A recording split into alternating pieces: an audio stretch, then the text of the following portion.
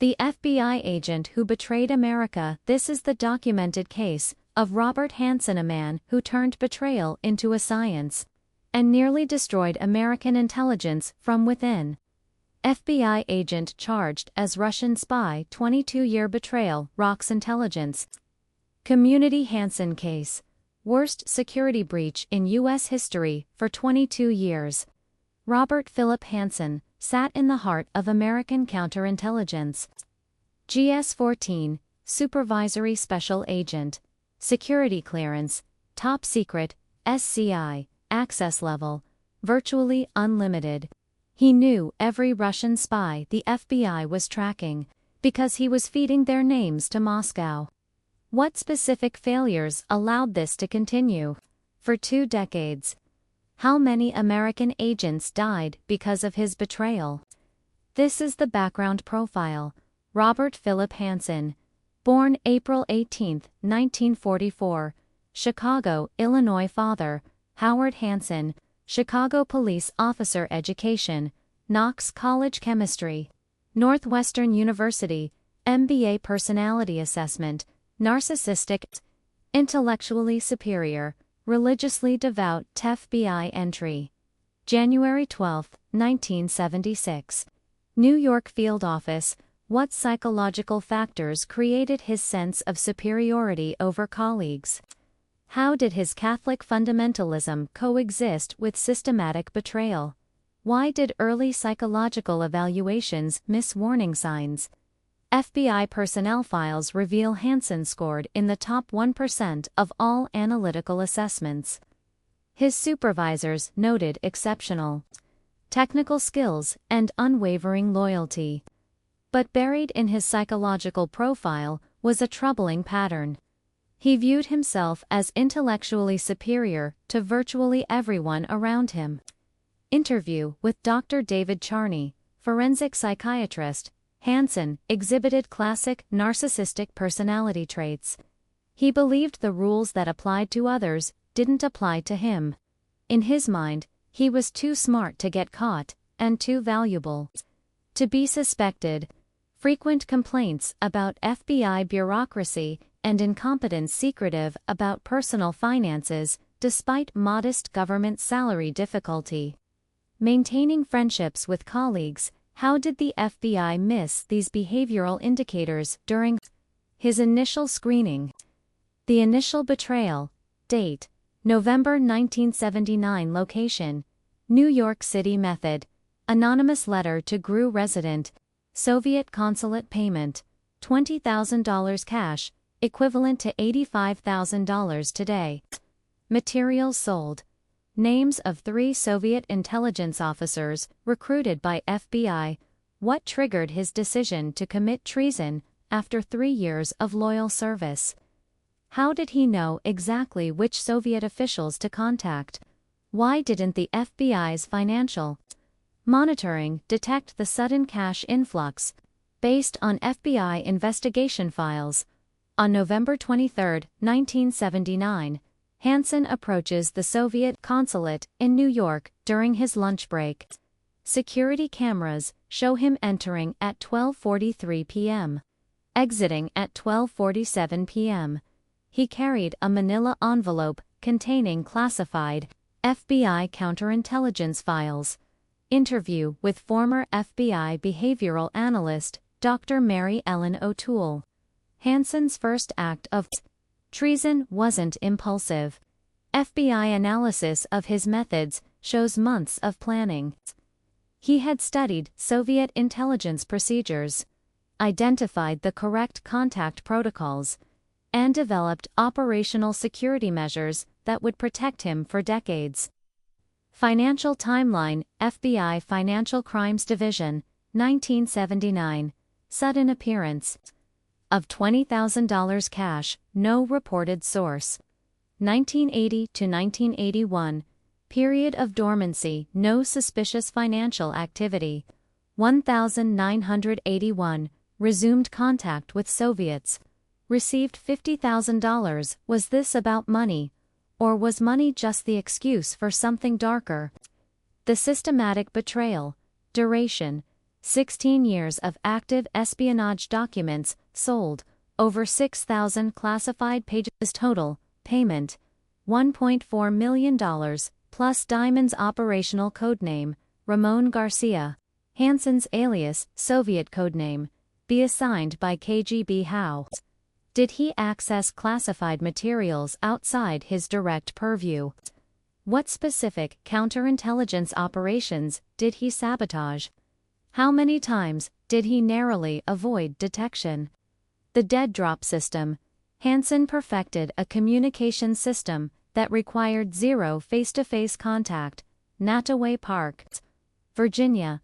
Primary drop site under wooden footbridge. Foxstone Park, Virginia. Secondary location near Large Oak Trail. Winsville Park, Virginia. Emergency backup site. Signal system. Chalk marks on mailboxes, tape on park signs, actual intercepts, declassified. NSA communications. Between 1985 to 1987, U.S. signals intelligence detected unusual patterns in Soviet embassy communications. Analysts noted references to valuable American source, but couldn't identify the asset. The human cost. Confirmed casualties of Hanssen's betrayal. Colonel Oleg Gordievsky, MI6 double agent. Barely escaped execution. Adolf Tolkachev, CIA asset. Executed by KGB in 1986. Sergei Motorin, FBI source. Executed by KGB in 1987. Valery Martinov, FBI source. Executed by KGB in 1987. Interview with former CIA officer Milton Bearden. Hanssen didn't just sell documents. He sold people. Real human beings, with families who trusted America to protect them. Instead, he sent them to their deaths. The technical advantage.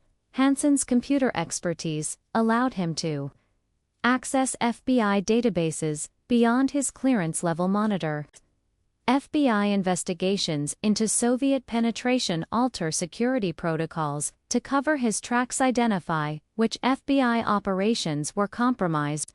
But how do you catch someone who's helping design the investigation to catch himself? The search for the mole. Codename, Operation Great. Established 1994. Participants, FBI, CIA, NSA. Joint Task Force. Objective, identify Soviet penetration of U.S. intelligence. Initial suspects, over 200 individuals with appropriate access. How did Hanssen manipulate the investigation from within? What specific misdirection tactics did he employ? How close did investigators come to identifying him before 2001? The paradox. Hanssen was assigned to the very task force hunting for himself. FBI files show he actively participated in meetings, reviewed suspect lists, and even suggested investigations strategies, all while being the target they sought. Timeline of near misses. 1990. FBI investigation identifies unexplained intelligence losses. 1994. CIA counterintelligence review suggests FBI penetration. 1997. Joint Task Force narrows suspect list to 12 individuals. 1999. Hanssen's name appears on preliminary suspect list. 2000. Financial investigation reveals suspicious cash transactions. The breakthrough. Interview with former FBI agent Neil Gallagher. The case broke when we obtained a KGB file from a Russian defector. It contained an audio recording of Ramon Garcia. We just didn't know it was Hanssen's voice until we ran voice analysis in 2000. Technical evidence. Voice pattern analysis matched Hanssen's recorded FBI interviews handwriting. Analysis of KGB documents matched Hanssen's personnel files computer. Forensics revealed unauthorized database access from his terminal. The surveillance phase. January 2001. FBI implements 24/7 surveillance of Hanssen, electronic monitoring of his home and office, covert cameras in his vehicle, undercover agent assigned as his assistant, and real-time tracking of his movements. Why did it take 7 years to connect the evidence to Hanssen? The operation, codename Operation Buckler. Date: February 18, 2001. Location: Foxstone Park, Vienna, Virginia. Surveillance team: 25 FBI agents. Objective: capture Hanssen in act of espionage. How did they ensure he wouldn't detect the surveillance? What specific evidence did they need to guarantee conviction? How did they prevent him from destroying additional evidence? The setup: FBI created false assignment requiring Hanssen to prepare classified briefing materials. They monitor which documents he accesses, when he copies them, and how he prepares them for transmission. February 18, 2001. Timeline: 2:15 p.m. Hanssen leaves FBI headquarters, 2:47 p.m. Arrives at Foxstone Park, 2:52 p.m.